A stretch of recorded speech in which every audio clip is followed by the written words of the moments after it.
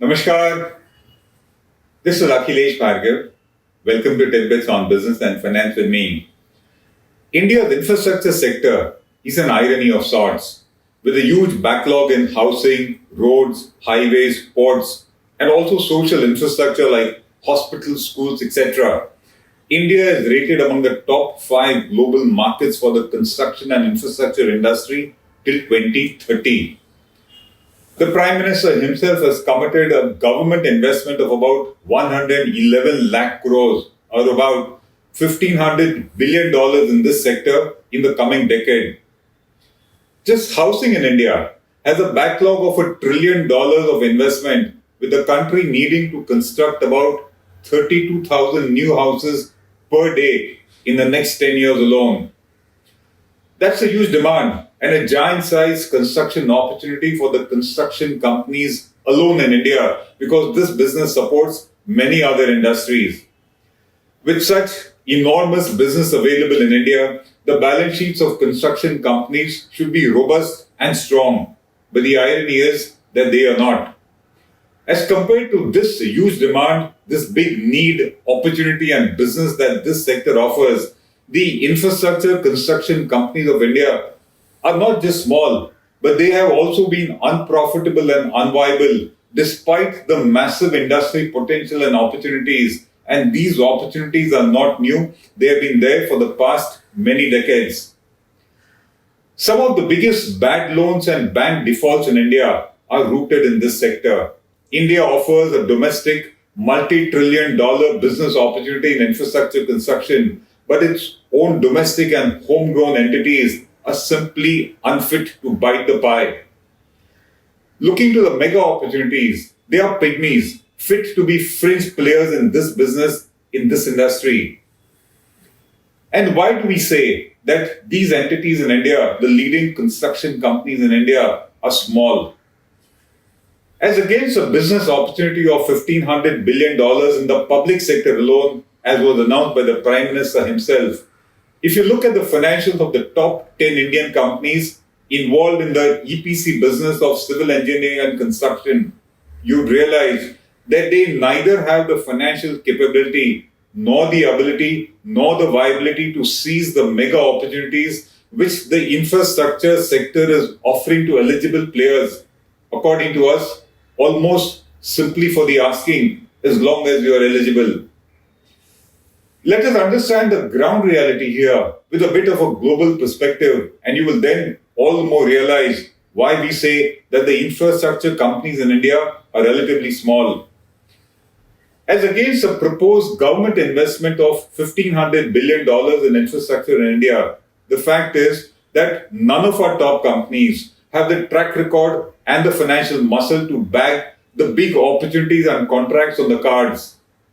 Among the top 10 construction companies in India, excluding Larsen & Toubro, which is an engineering company in many other verticals other than construction, there is almost not a single domestic construction company in India with a turnover exceeding just $1 billion as proof of their financial ability, as proof of their track record to take up big ticket construction projects in the country.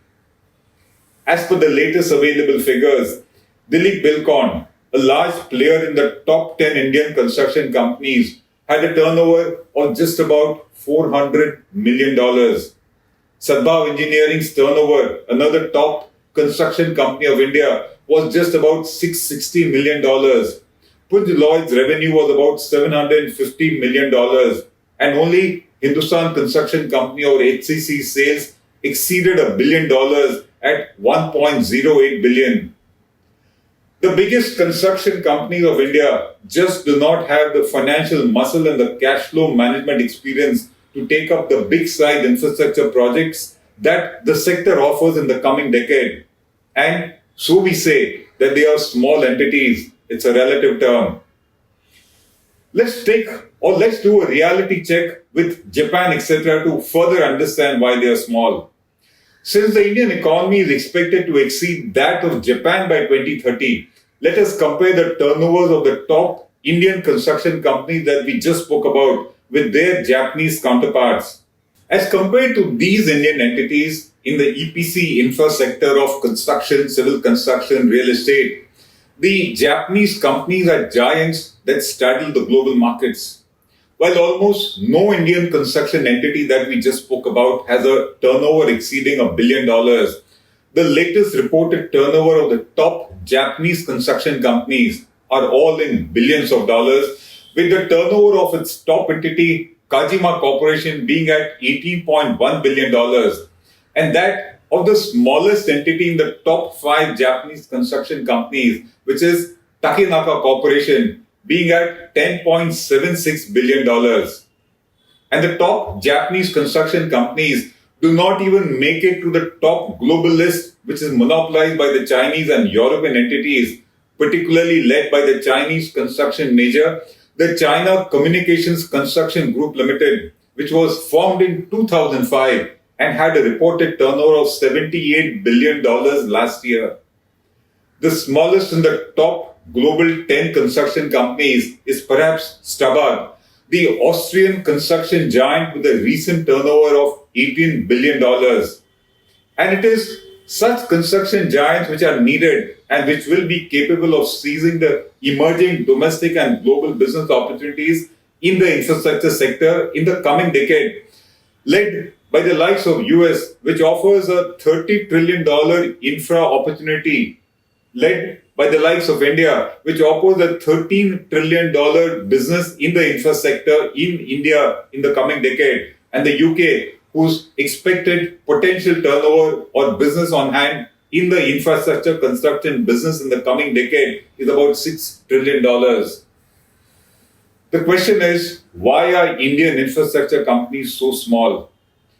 Most of these giant construction entities began their growth from domestic business in their own countries. India itself has not been short of infra business as it seeks to overcome the huge infrastructure backlog that it faces. So why is it that despite spending lakhs of crores of rupees on infrastructure projects by both the public and the private sectors in India, that our infrastructure companies look like dwarfs or startups as compared to their overseas peers, even in comparable economies that we just discussed? The answer to this question is evident in some recent reports about 3 leading construction companies in India, and they tell the entire story to us. Take the case of IVRCL, a Hyderabad-based infrastructure construction company whose promoter, managing director, was booked by the CBI for a banking fraud of about 4,837 crores a year ago for misappropriating funds through bogus expenses. That company, IVRCL, is now under liquidation. It owes about 15,000 crores to banks, financial institutions and other lenders and is being sold for a mere 1,200 crores, due to which banks will write off about 92% of their loans given to IVRCL. Despite the takeover, the company will be unfit to take any big-size construction project since no lender will be willing to give it financial support for business that it may be able to get. The next is about Gayatri Projects, yet another Hyderabad-based construction company promoted by its high-profile promoter T. Subbarami Reddy, and this company is also a bank defaulter. It is under a forensic investigation as it seeks to restructure its massive bank loans of 22,000 crore rupees. The company has 32 ongoing projects at present, and all of them are running behind schedule and face cost overruns. The bankers have concerns about siphoning and diversion of funds and are said to be contemplating legal action against its promoter, who happens to be a former Congress Rajya Sabha member. The third is about HCC. The third report says that HCC Limited, which is India's leading construction company, has defaulted on loan payments of rupees 2,171 crores out of its total loans of 9,727 crores. The company's debt servicing capability is said to have taken a hit because of delays in order execution, resulting in lower revenues and thus lower cash flows. Apart from suffering because of delays in getting payments from the government entities and agencies, HCC also faces the problem of high-cost debt. So the question is that why is it that a sector with giant prospects, giant projects, big business opportunities is ridden with pygmy and small entities in India with inadequate financial capability, with not enough track record to undertake these kind of big projects which are there in the offing. What has made them relatively so small when the sector in India is so big is the burning question. The first reason, as we see it, has to do with dealing with the government. Dealing with the government entails endemic corruption resulting in bribes, delayed payments, cost overruns, default and completion of contracts, liquidated damages, etc. These contractor companies face all the ills of red tapes and corruption that dealing with any government department or any PSU entails in India, and does not let them grow beyond a point. Practices of corruption, bribing, etc. are always a drag on growth on the entire sector too. The second factor has to do with the fact that the payment of bribes means that companies need to book bogus expenses to siphon money and pay the babus and the netas. Booking of bogus expenses results in siphoning of funds, tax evasion, and financial statements of a compromised integrity of these entities, all of which are a drag on the potential growth of these companies. The third reason, many an infrastructure construction company has perished because of delayed payments from the government, due to which, while on the one hand, the bank loan and interest mounts, on the other, the company struggles to collect its own dues from the government to meet its payments commitments. Very soon, with cash flow not coming on time, growth suffers, business suffers, profits vanish, losses come in, and the companies go down. The other factor is that in such a scenario, a contract default by the contractor is inevitable, leading to protracted arbitration and litigation and numerous missed opportunities for the company concerned. The next is that the government contracts are generally awarded to the lowest bidder on what is popularly known as the L1 basis. In order to get the contracts, the companies tend to bid at the thinnest possible profit margins, which are often not enough to even cover the costs and the contingent risks that they undertake, thus weakening their finances and killing their growth. This has been a very common factor, and there has been a demand that why should the contracts be always given on an L1 basis? It also kills, it also mars the quality of construction very often. The next is that many a time companies have lost their mobilization expenses and preliminary expenditure incurred by them because of delays in receiving the complete project site from the government, as happens in the case of roads and highway projects in particular. This factor has gone down of late, but it does remain.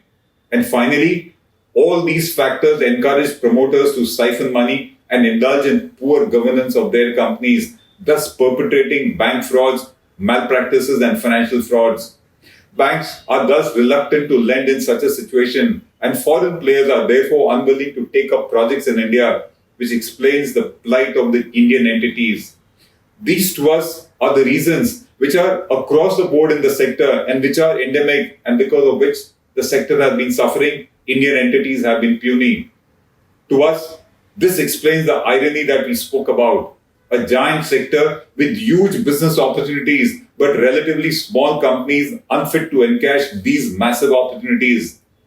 The collapse of IL&FS, which was the top infra company in India with seemingly unlimited funds, tells us what ails this sector, despite the humongous business that it offers. If India really wants its infrastructure to come in place, these will need it to be rectified. Otherwise, the sector will be small, the business opportunities will become small, and of course, the companies will never become giant with which they deserve to. This is Akhilesh Bhargav signing off till we meet again. Namaskar.